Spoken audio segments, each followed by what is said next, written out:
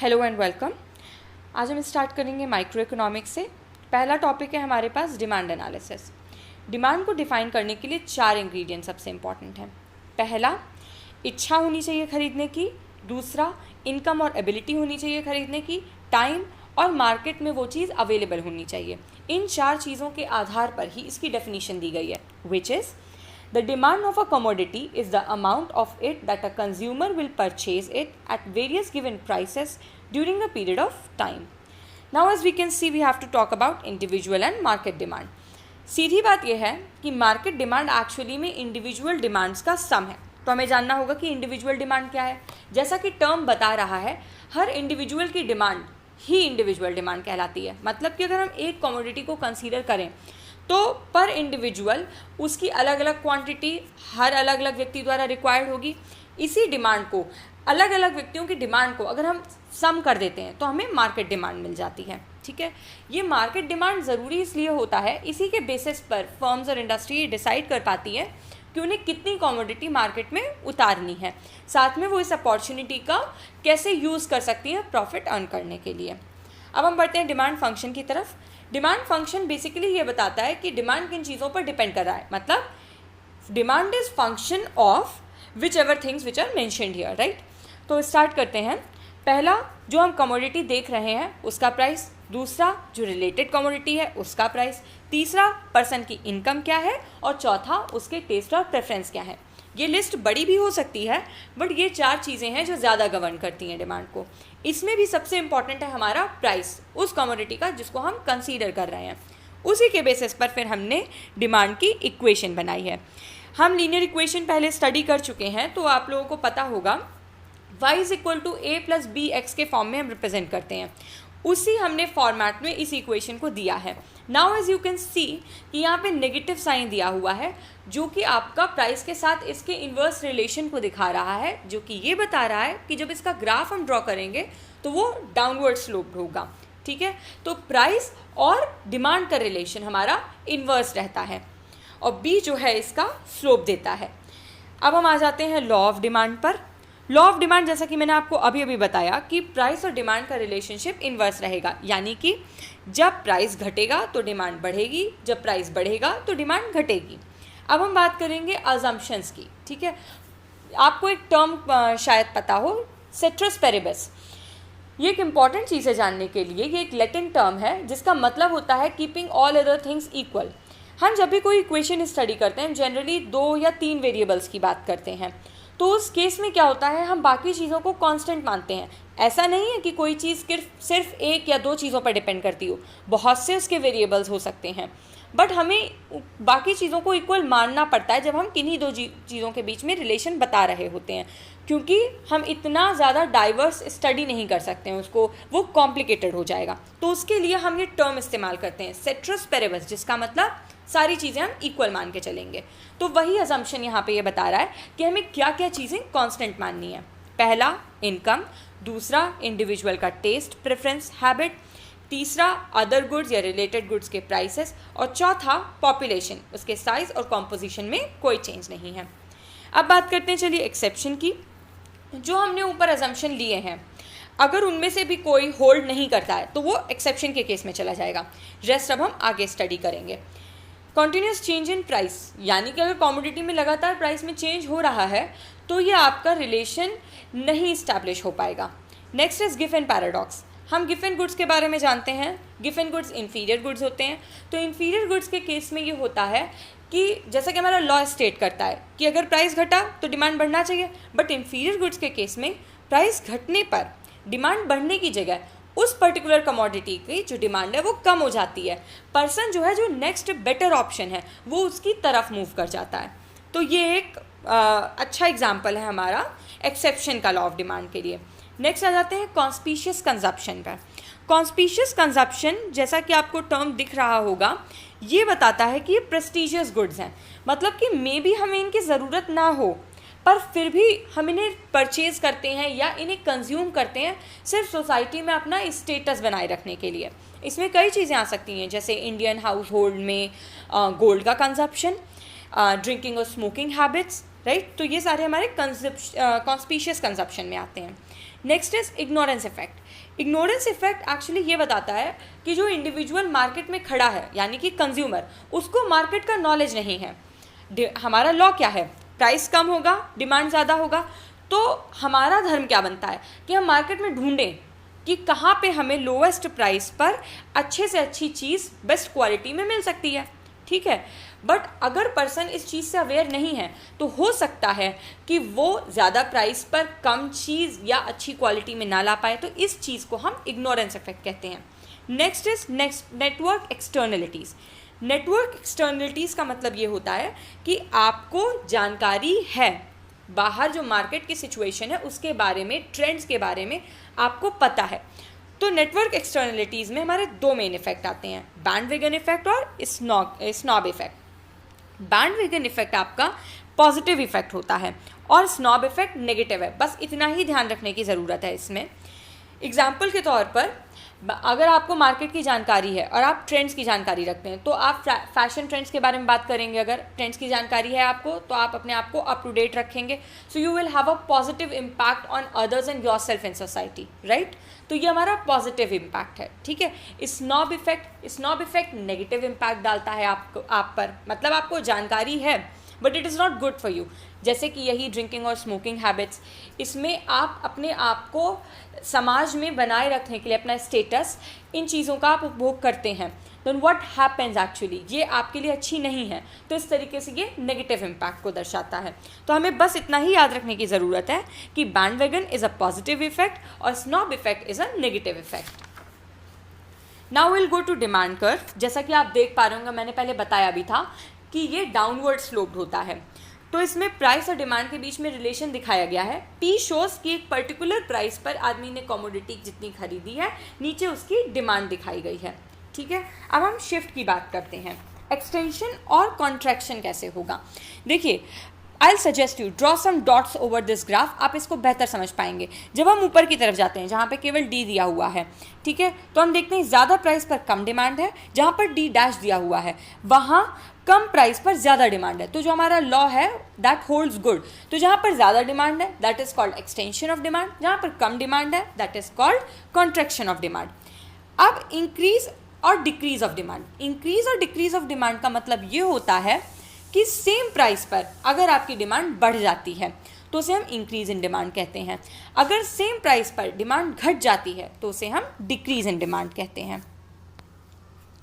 जब हम इंक्रीज और डिक्रीज इन डिमांड की बात करते हैं तो जैसा कि ये ग्राफ में मैंने दो अलग ग्राफ्स बनाए हैं, इसमें C and A as you can see. तो जो हमारा डिमांड बढ़ता है तो एक जस्ट पैरेलल हमने ग्राफ बनाया है C, तो वो मतलब डिमांड बढ़ेगा तो ग्राफ आपका राइट हैंड साइड शिफ्ट होगा। जब डिमांड घटेगा आपका तो जो ग्राफ है A दैट इज कि वो लेफ्ट हैंड साइड शिफ्ट होगा। हमें ये शिफ्ट याद रखना है। अब हम बात करेंगे डिटर्मिनेंट्स की, जिनकी हम पहले भी कर चुके हैं कि किन चीज़ों पर डिमांड डिपेंड करती है। So we'll just go through it once. Income, population, taste habits, other commodities के प्राइसेस, एडवर्टाइजमेंट, फैशन और इमिटेशन। ये थोड़ा नया है। एडवर्टाइजमेंट से क्या होता है कि आप जागरूक करते हैं अपने प्रोडक्ट के बारे में, तो लोग अवेयर ज़्यादा होते हैं तो उसकी डिमांड बढ़ सकती है, तो it has positive impact. Fashion, as we already talked कि ये ट्रेंड की बात होती है, ठीक है, कोई चीज़ ट्रेंड में होती है तो उसकी डिमांड ज़्यादा होती है। Next is imitation. इमिटेशन अगर चीज़ों का, कोई भी चीज़ है, जैसे हम फैशन से ही इसको लेते हैं, कोई भी चीज़ ट्रेंड में है, मे बी वो किसी बड़े डिज़ाइनर हाउस से आया हो जो हर कोई अफोर्ड ना कर पा रहा हो, तो मार्केट में उसके इमिटेशंस आ जाते हैं, उनकी डिमांड रहती है। तो इमिटेशंस जो हैं ये डिमांड को बहुत ज़्यादा गवर्न करते हैं, ठीक है। अब बात करेंगे हम काइंड्स ऑफ डिमांड की। हमारे पास एग्जैक्टली 5 काइंड्स ऑफ डिमांड होती हैं। सबसे पहले ऑटोनॉमस डिमांड। ऑटोनॉमस डिमांड आपका ये बताता है कि डिमांड किसी भी और चीज़ पर नहीं डिपेंड करता है, so that is it is independent. Next is derived demand. Derived demand basically आपका प्रोड्यूसर गुड्स में अच्छा एग्जाम्पल है। इसका मतलब कि वो चीज़ जिसका फर्दर प्रोसेसिंग होना हो, ठीक है, तो इसकी डिमांड अदर गुड्स की डिमांड पर डिपेंड करती है। जैसे कि चीनी बननी है, फाइनली यूज़ जो है वो शुगर का है ना, या शुगर का भी आगे यूज़ अदर प्रोसेसिंग इंडस्ट्रीज़ में है, ठीक है। तो शुगर केन की डिमांड किस पर डिपेंड करती है? शुगर केन की डिमांड डिपेंड करती है शुगर की डिमांड पर, तो वो कहलाएगा डिराइव्ड डिमांड। नेक्स्ट हमारे पास जो 3 है वो है प्राइस डिमांड, इनकम डिमांड और क्रॉस डिमांड। इसको हम बेहतर इलास्टिसिटी में समझ पाएंगे, but still I tell you this. Price demand आपका डिमांड और प्राइस के बीच में रिलेशन एस्टैब्लिश करता है in the same commodity. Income demand आपका बताता है कि डिमांड जो है वो पर्सन की इनकम के साथ कैसे वैरी करती है। क्रॉस डिमांड आपका बताता है दो रिलेटेड कमोडिटीज़ में डिमांड आपस में कैसे वैरी करती है, यानी कि किसी एक कमोडिटी का प्राइस दूसरे कमोडिटी की डिमांड को कैसे अफेक्ट कर सकता है। एज आई टोल्ड कि अब हम इलास्टिसिटी पढ़ेंगे और हम इन तीन चीज़ों को बेहतर समझ पाएंगे। Let's begin with elasticity of demand. Elasticity जो है किसी भी चीज़ का वो परसेंट में रिलेशन देता है, इसलिए हमारा इसको मेंशन करना और समझना इन जनरल आसान हो जाता है, तो इसीलिए हम इलास्टिसिटी को जनरली यूज़ करते हैं। तो इलास्टिसिटी क्या है एक्चुअली, ये परसेंटेज चेंजेस को हमारे बताएगा। तो जब हम प्राइस इलास्टिसिटी की बात करेंगे, as the formula suggest, it gives relation between the quantity demanded and price which is percentage change in the quantity demanded upon percentage change in price. ऐसे ही जब हम इनकम इलास्टिसिटी पे जाते हैं तो ये इनकम और डिमांड में रिलेशन देता है, जैसा कि हम फॉर्मूला में देख पा रहे हैं, percentage change in quantity demanded upon percentage change in income. Then we have cross elasticity of demand. Cross elasticity दिखा रहा है, आप अगर ध्यान देंगे डिनोमिनेटर में we have percentage change in price of related commodity y, और ऊपर न्यूमरेटर में we have percentage change in quantity demanded of commodity x. मतलब कि एक्स कमोडिटी की क्वांटिटी कितनी चाहिए ये डिपेंड करेगा कि वाई कमोडिटी का प्राइस कितना है। ये रिलेटेड कमोडिटीज़ में हमारा फिट बैठता है। जब हमने इनकम की बात करी थी तो वो ये बताता है कि एक पर्सन की इनकम में वो कितनी बढ़ेगी या घटेगी, इस पर डिपेंड करता है कि डिमांड कितनी घटेगी या बढ़ेगी। सेम चीज़ प्राइस इलास्टिसिटी के साथ है कि प्राइस में परसेंटेज चेंज जितना होगा उसी के हिसाब से आपका डिमांड में भी परसेंटेज चेंज होगा। अब हम बात करेंगे डिग्री ऑफ इलास्टिसिटी की। डिग्री ऑफ इलास्टिसिटी को देखने से पहले हम ये जान लेते हैं, कुछ इंपॉर्टेंट टर्म है, मतलब कुछ बेसिक चीज़ें हैं जो हम ज़्यादा जहन में आती हैं। परफेक्टली इनइलास्टिक, परफेक्टली इलास्टिक और यूनिटरी इलास्टिक, इन्हीं का सबसे ज़्यादा इस्तेमाल होगा, यही सबसे ज़्यादा देखने पर हमें समझना हर चीज़ को है। तो we will start with perfectly inelastic demand. Perfectly inelastic demand का मतलब ये होता है कि प्राइस में कितना भी चेंज हो डिमांड में बिल्कुल चेंज नहीं होगा, यानी कि आपका इलास्टिसिटी ज़ीरो है।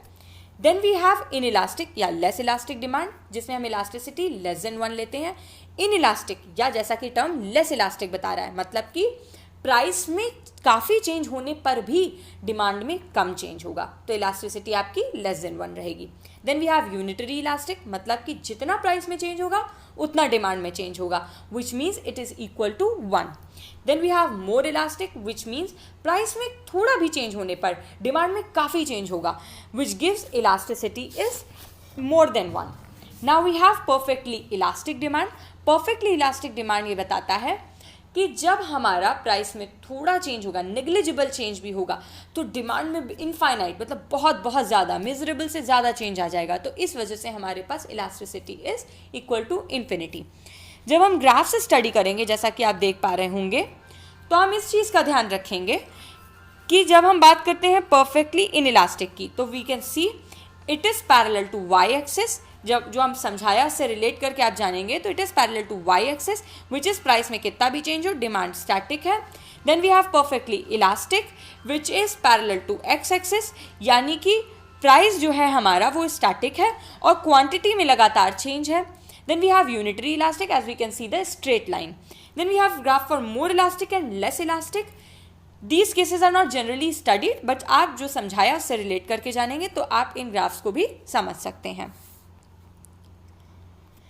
Now we have कुछ फैक्टर्स जिन पर हमारी इलास्टिसिटी डिपेंड करती है। ये वही जनरल फैक्टर्स हैं जिन पर हमारा डिपेंड करता है डिमांड भी, ठीक है। मतलब जनरल जब हम डिमांड की स्टडी करते हैं, सेम फैक्टर्स पर हमारी इलास्टिसिटी भी डिपेंड करती है। Now will see them.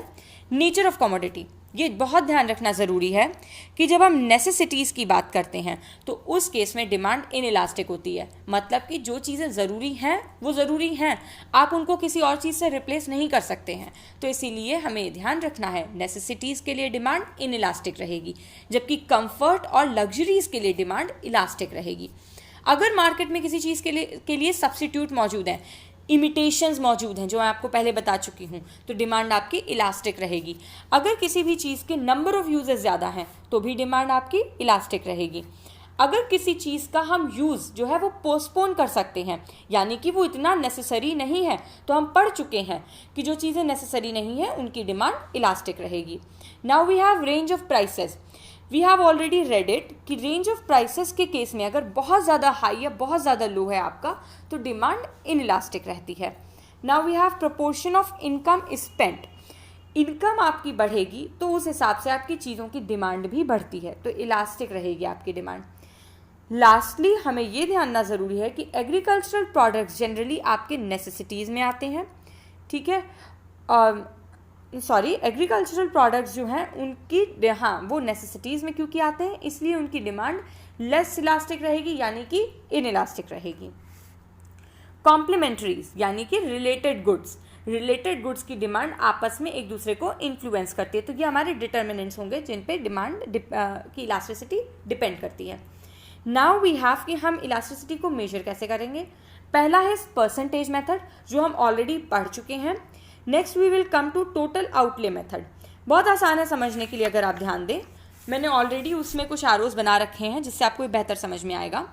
पहला केस ये कहता है कि प्राइस और टोटल रेवेन्यू अगर इन्वर्सली रिलेटेड है, जैसे कि हम मान लेते हैं कि प्राइस आपका कम हो रहा है तो टोटल रेवेन्यू इन्वर्सली रिलेटेड है, मतलब कि टोटल रेवेन्यू बढ़ रहा है। रेवेन्यू बढ़ रहा है यानी कि प्रॉफिट बढ़ रहा है, यानी कि आपने प्रॉफिट कब अर्न किया होगा, जब उस चीज़ की डिमांड बढ़ी होगी। तो हम किस जगह आ गए कि प्राइस घट रहा है, डिमांड बढ़ रहा है, तो उस केस में हमारा जो डिमांड है वो इलास्टिक है, तो elasticity will become greater than 1। Then we have different case which is price और टोटल रेवेन्यू अगर डायरेक्टली रिलेटेड है, यानी कि प्राइस अगर घट रहा है तो रेवेन्यू भी घट रहा है, रेवेन्यू घट रहा है यानी कि प्रॉफिट घट रहा है, प्रॉफिट घट रहा है यानी कि डिमांड घट रही है। तो डिमांड अगर घट रही है तो मतलब कि वो इनइलास्टिक है या लेस इलास्टिक है, तो elasticity will become less than 1। Other thing we have is point elasticity. इसका बस हम ज्योमेट्रिकल यूज़ ही करते हैं, तो हम ग्राफ क्योंकि ऑलरेडी पढ़ चुके हैं तो आप उससे रिलेट करके समझेंगे तो आपको ये समझ में आएगा। लास्टली यहाँ पे दिया गया है इंपॉर्टेंस ऑफ इलास्टिसिटी। ये कंपटीशन पॉइंट ऑफ व्यू से बहुत ज़्यादा इंपॉर्टेंट नहीं है, बट फिर भी इन जनरल इलास्टिसिटी को हम क्यों पढ़ते हैं। कोई भी फर्म हो वो इलास्टिसिटी के बेसिस पर अपनी पॉलिसीज़ बनाता है, गवर्नमेंट अपनी पॉलिसीज़ बनाता है, किसान बेहतर समझ पाता है, इंटरनेशनल ट्रेड हम बेहतर कर पाते हैं, यही इसके बेसिक यूजेस हैं। बाकी give a good read to it, आपको मटेरियल प्रोवाइड कर दिया जाएगा। And if you have any doubts then we can talk in comments later. Please subscribe this channel और फर्दर अपडेट्स के लिए आप इंस्टाग्राम पर एग्रीकल्चर फैक्ट्स इन इंडिया को फॉलो कर सकते हैं, और इस सब्जेक्ट से रिलेटेड किसी भी डाउट के लिए please contact me on my Instagram handle mishra.yashi। Thank you.